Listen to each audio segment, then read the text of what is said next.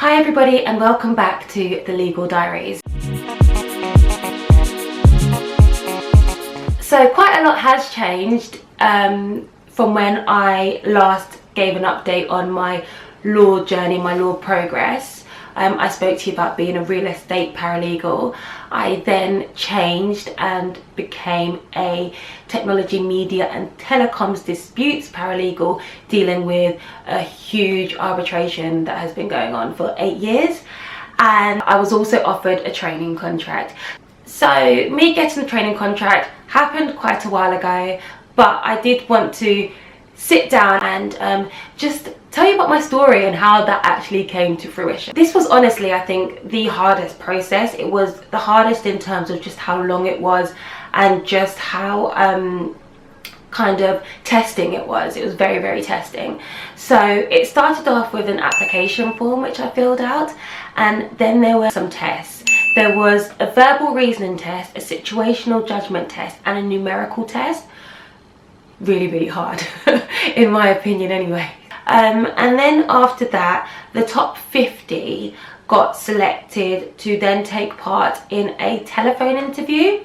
And the telephone interview wasn't competency based, it was strengths based. So they asked you questions like, what energizes you and what do you like doing on a daily basis? The top 30, I believe, were then carried through to assessment centre, and the assessment centre consisted of a group exercise, a written exercise, an interview and a presentation. So I came away from the assessment centre and I honestly did not know what to think. I'd gotten myself a mentor who works at Freshfields, and he was honestly so helpful in terms of feedback during the actual process when I was applying for training contracts. And on top of that, just sometimes to give me that kind of confidence boost. I waited not 1 week, not 2 weeks, not 3 weeks, not 4 weeks, not 5 weeks, but 6 whole weeks. I waited 6 weeks for my result. And I was actually on lunch when the call came and my battery had died.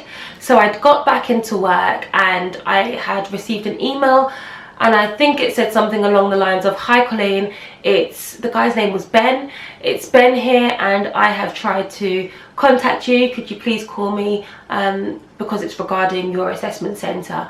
So I knew at this point that it was going to be the outcome. And I was like, my mind just went like into meltdown. I was like, oh my goodness, okay, brace yourself, because now I had to call them back.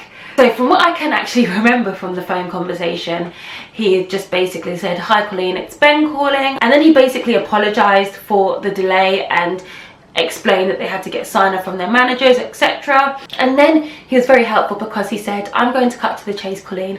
We would like to offer you a training contract." My mind was just all over the place and I was just like, but I had to compose myself, so I held it together. And Ben said, "Would you like to receive any feedback?" And I said yes, because you can always improve yourself. And to my surprise, his feedback was that I was the top performing candidate in the assessment centre, and that, in his words, I outshone everyone. And I, at that point, went into meltdown again because I could not believe what I was hearing. So that is basically the story of my training contract offer, and I honestly do believe that preparation goes a long way. I'll speak to you in my next video. Bye.